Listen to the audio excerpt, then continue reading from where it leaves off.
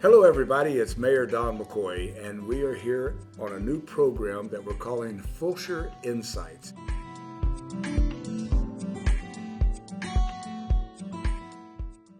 Belmont Estates is our newest development that's happening in District 1. It's just south on Bodark Lane. It is in the estate residential area, which means the lots are a minimum of 2 acres in size, and that's in accordance to our city ordinances. One of the interesting things that happened with the Belmont folk is they do not have a development agreement with us. Instead, they have to adhere to all of our city ordinances as they're developing their development. Any development that goes in, there's always a lot of chatter and discussion within the community, and Belmont Estates was one of those ones that came into District 1 with a lot of questions and concerns. The developer engaged with myself and Mayor Groff at the time, and we had a great discussion with what the residents wanted to have in the district, but also what would be appreciative in the local surrounding areas, which is why we have that estate residential and have those larger lots for a different type of family or a different variety of housing choices that we have here in Fulshear. As we get further down the planning path, however, it is identified that this area is subject to flooding in times of heavy rain, which is of concern of the surrounding neighbours. And so we wanted to make sure that we did our due diligence from city, county, residents, everybody involved to make sure that anything that's developed there will be suitable for not only the development itself, but all the surrounding areas and the city of Fulshear itself. So these are 2 acre lots. A lot of the confusion I think is out there that you can see the dirt work that's being moved, and those areas do not look to be 2 acres, but that is only a portion of each lot. One of the other questions that came up, and you brought it up, was that there's a lot, we've only approved section 1, but there's a lot of dirt work going on over the entire site. And the dirt work that's going on the rest of the site is actually resembles what's going on in section 1. So it looks like all of the sections are being done.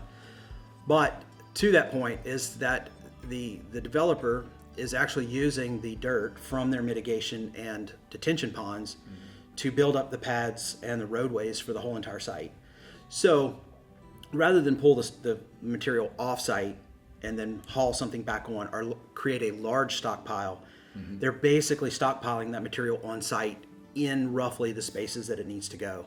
They have, in section 1, they have used that area to kind of tighten everything up. They're narrowing everything down. They're making sure everything is cut right and right elevation and all of that, where all the rest of the site is still a work in progress and acting as stockpile material. We were out there yesterday, and we actually measured the pad sites, and they were right to the inch. I mean, right, there was no variance whatsoever. So when developers build homes or residential areas, they're required to build their house according to current standards.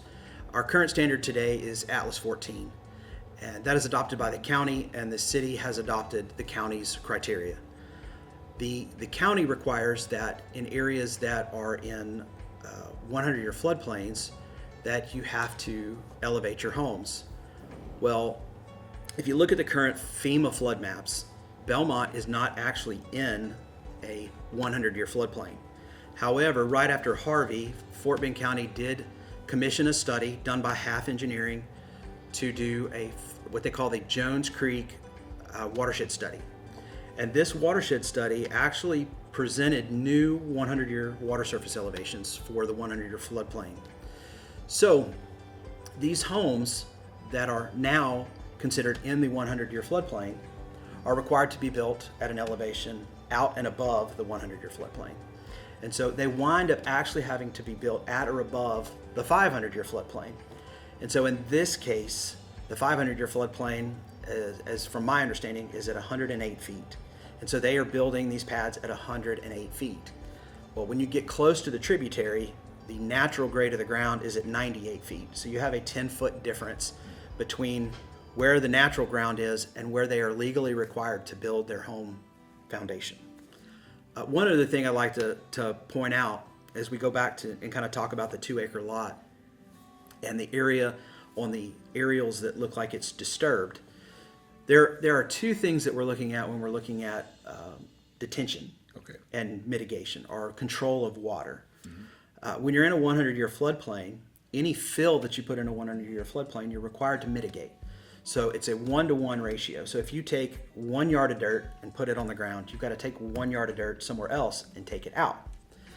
And so you have that, and then you've got detention, which is based off of impervious cover, meaning you're increasing the speed and volume of runoff on a piece of property. Typically when a property is grass or dirt, the water hits it, slowly moves across it, and absorbs in, so you don't get a lot of runoff. But when you increase the impervious area with concrete, pads, rooftops, driveways, sidewalks, roadways, that type of thing, it increases the volume of water that runs off and the speed at which it runs off. So you have to build detention ponds to capture that water, detain it, and slowly release it so that you haven't inversely affected or adversely affected the folks downstream. And so there's two situations that we're looking at here when we're looking at Belmont. We're looking at house pads, which are the large earthen berms that are out there now. And those are designated to be 100 foot by 175 foot. And as y'all recall, we went out there yesterday and measured those. They were dead on. In section 1, and those were dead on. On top of that, they will actually be building what we're calling the impervious area. That'll be your house foundation, your driveway, your roadways, and each lot is allotted a 10,000 square foot impervious area. So the earthen berm area is captured in the mitigation pond and isn't actually part of that, isn't considered that 10,000 square feet.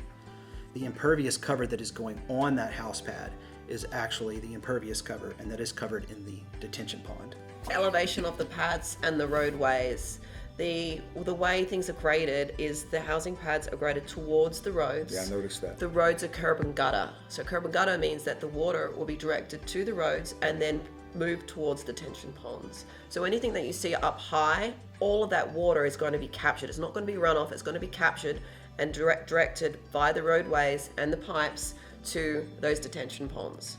One of the other pieces of information that I thought was really interesting that I found out yesterday was that how the pads have been raised up, especially on the western side. There's almost a secondary level of detention as well, having almost a damming effect. So you've got that porous earth, probably with grasses and gardens and vegetation, that itself is also a second or even a tertiary form of holding a backwater.